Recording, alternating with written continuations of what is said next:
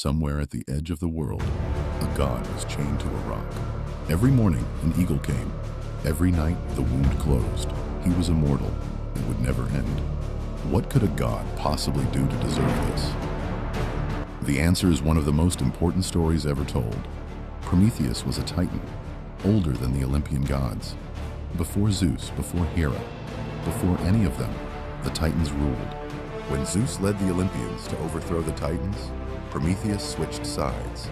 He helped Zeus win. He thought it was the right thing to do. Unlike the other gods, Prometheus spent his time among humans. He watched them. He cared about them in a way the Olympians never quite understood, but humans were suffering. No fire, no warmth, no cooked food. After dark, total darkness. Fire existed. The gods had it on Olympus. Zeus had simply decided humans didn't need it, or maybe didn't deserve it. Prometheus made a decision. He would climb Olympus and steal fire, not ask, not petition, steal. He knew the punishment. He climbed through the clouds, past the divine gates, into the realm of the gods.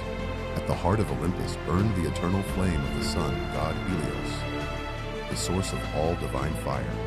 He lit a hollow fennel stalk from the flame.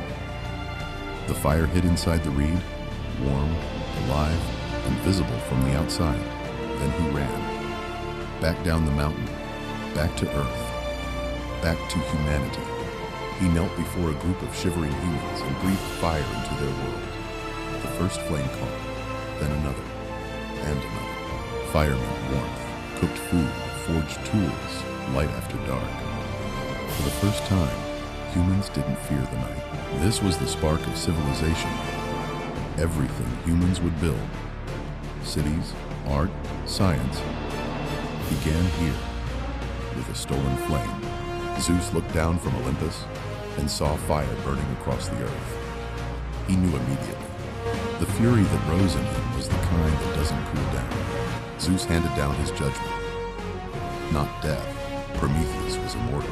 Something worse. Eternal suffering with no end in sight. Hephaestus, the forge god, was ordered to carry out the punishment. He obeyed, but the old sources say he wept as he did it. The Caucasus Mountains, the very edge of the known world. No one to hear him, no one to help. The first morning came, so did the eagle. Prometheus endured it. Sundown, wound closed. Sun up, eagle returned. Day after day, year after year, century after century. Zeus sent Hermes with a message. Just apologize. Admit it was wrong. Zeus would end the punishment immediately. Prometheus looked at him and said no. Prometheus had a secret. He knew a prophecy. Which of Zeus's children would one day overthrow him? As long as he stayed silent, Zeus needed him alive. Pain was the price of that power. How long? The myths disagree. Hundreds of years, some say thousands.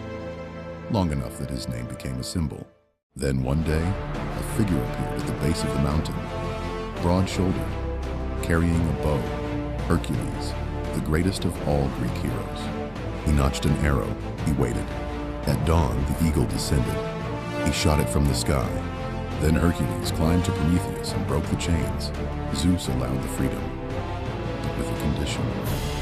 Prometheus had to wear a ring made from his chains forever. Zeus couldn't admit complete defeat. The punishment had to technically never fully end. Later myths gave him even more credit.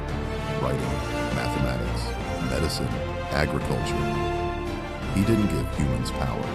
He gave them the tools to build their own. The Greeks used this myth to ask something hard. Is it right to break the rules of the powerful if it helps the powerless? Prometheus said yes, and paid for it with thousands of years of suffering.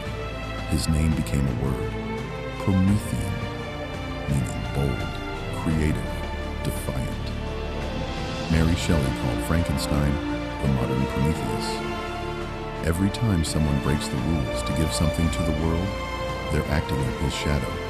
Prometheus suffered for thousands of years, and he'd do it again. The fire he stole is still burning. It's burning right now. If you want the next myth in this series, it's already here.